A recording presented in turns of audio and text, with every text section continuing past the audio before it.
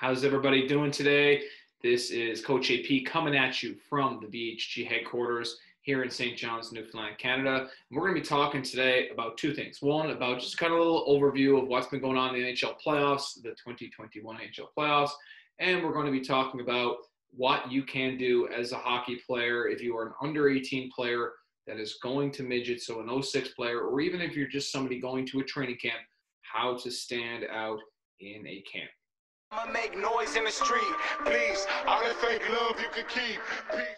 So, already, a little brief talk about the NHL playoffs. So, first of all, we're going to talk about the Leafs-Habs series last night. Well, Game 7, Toronto obviously having that 3-1 lead. I am shocked. I would have bet $1,000. I would have bet $10,000. I would have bet $20,000 on Toronto last night.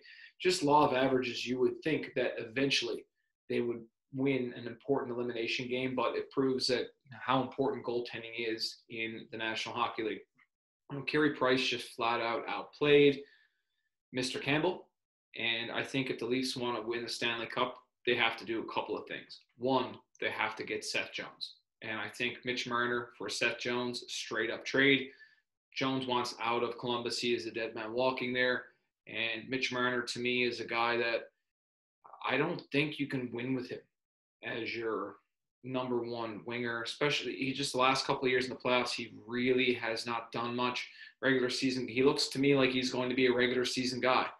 And I obviously want to keep Matthews, and Nylander really showed up in this year's playoffs. So he gets a pass. But for $10, $11 million a year, Mitch Marner really didn't get the job done this year. Also, I love Seth Jones too. So I wish Tampa had drafted him way back when we took Duran ahead of him. I wanted Jones, took Duran, see how that worked out. Now, also, the Leafs need a goaltender and somebody who can outplay the other guy. So last year, Korpisalo outplayed Anderson. The year before, it was either Holtby or Rask or whoever, Roman Czechmanic, Patrick Lalime, whoever always seems to outplay the Leafs guy. You can be good but be outplayed by somebody, and that's what's happening right now for Toronto. They're not getting that Carey Price type of performance. Carey Price just flat out outplayed Campbell. Campbell didn't play bad. He just got outplayed. And the Leafs need someone to outplay the other guy. And it just hasn't happened in a really long time. And 3, the Leafs need to add some depth in the middle 6. You know, you're playing Joe Thornton. You're playing some of these older guys. Now, Jason Spezza played well in this series. One of their best players, actually.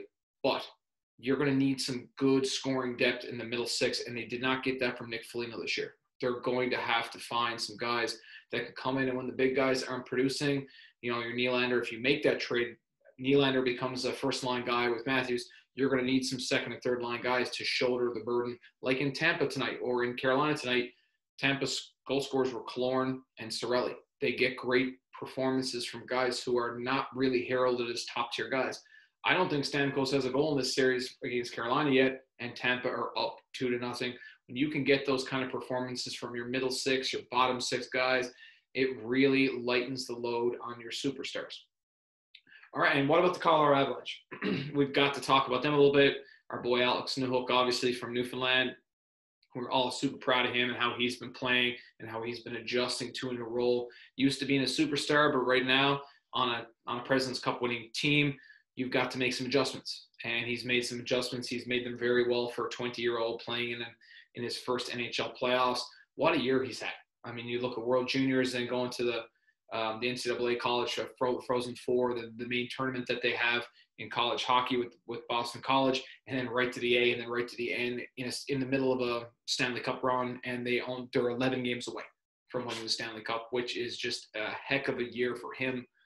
Well, it's been a whirlwind, I'm sure, for him. But Colorado right now look like a wagon. I don't know how teams can slow them down. The Vegas just looked like they were just going to try to beat them in the alley. I mean, they looked at it and said, well, when Colorado's top line is humming, when 29 is buzzing, flying around out there, going around defensemen like it's NHL 94, you are in some serious trouble.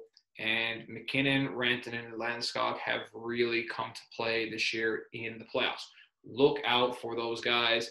Unless somebody gets hurt, unless Vegas, someone takes a cheap shot on one of those guys, or someone, greases somebody behind the play, if they can keep McCarr in the lineup, they can keep all their top guys in the lineup, then I really don't see anybody being able to match wits with that team, and I think they know it.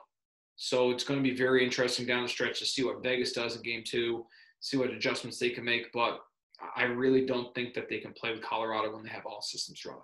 So it should be interesting. I don't know how the brackets work off the top of my head, but I think Colorado and Tampa are the two top teams in the NHL right now, and a final series with those two teams for the strap, I would love to see.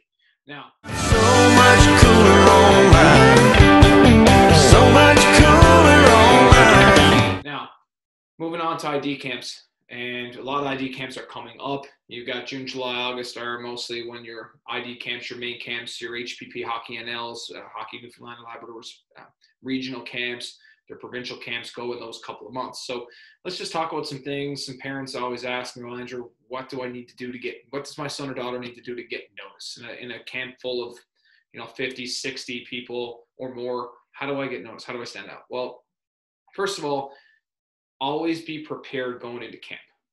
So what I mean by that is if you're doing off ice, if your camp does some off ice, make sure that you are bringing multiple sets of shoes, multiple sets of multiple t-shirts, pairs of shorts, gym wear. Don't just have the one in case it's raining one day and you got to go outside and work out, and then in the afternoon you don't have time to dry your stuff, and then you got to work out in wet gear later in the day.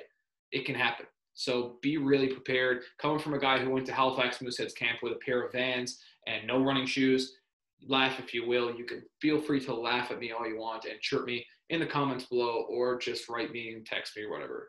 Fire away, chirp me. I guarantee you that was something that was brought up in Halifax Mooseheads camp after I'd say Sean McKenzie and Chris Donnelly let me have it in the room, in the coaching room, after just from finding out from the trainer. Anyway, kind of an embarrassing moment, but c'est la vie.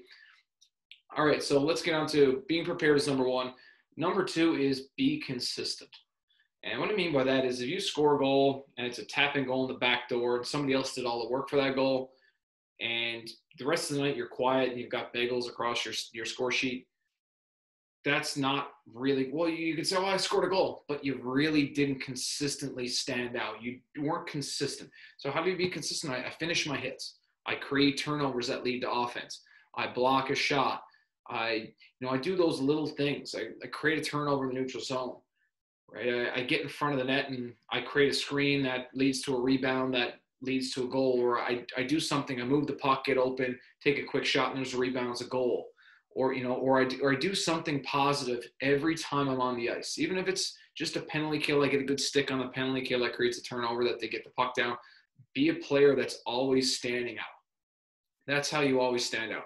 And coming from, I went to Nova Scotia with the Quebec League. This was back in November, and they kind of give you, okay, these are some of the guys you'd like to watch and this and that. But one guy that stood out to me right away, we were watching Dartmouth, and Malcolm Green jumped out at me immediately.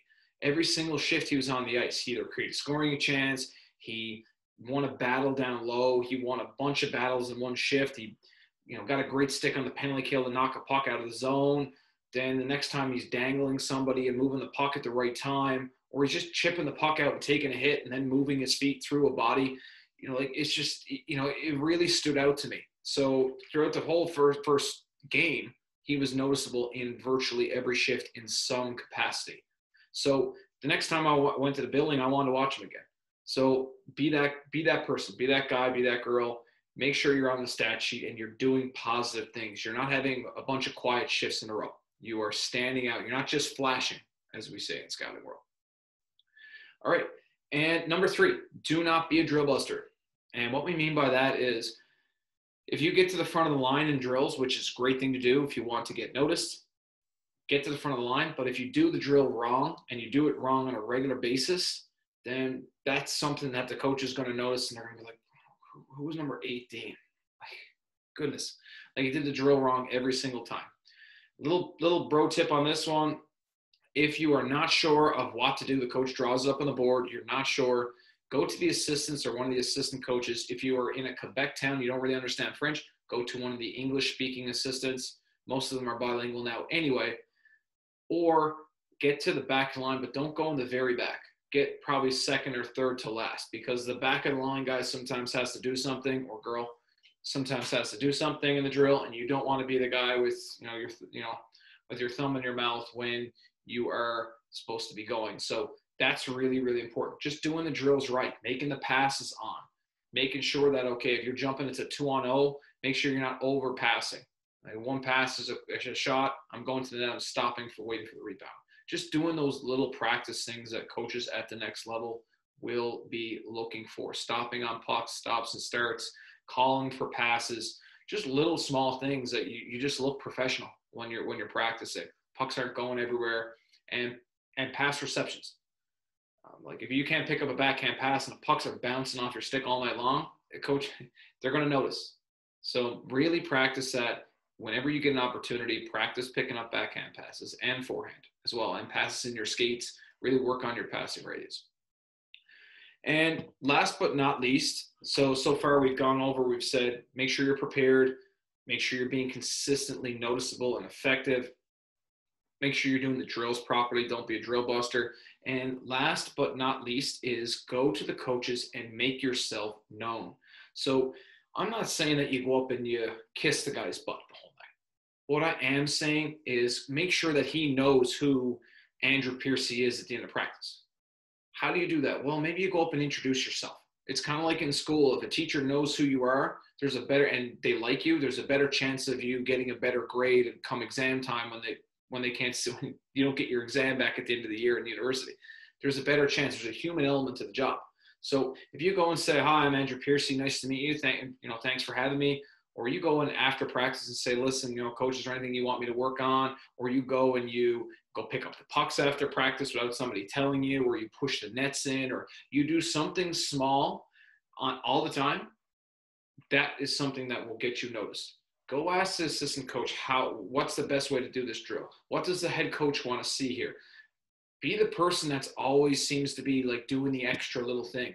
If the coaches have office hours, or if they have anything where it's like a free time where you can have a conversation with them, don't be afraid to go ask questions. Don't be afraid to go say, like, I didn't really understand this. Can you show me how to do this again?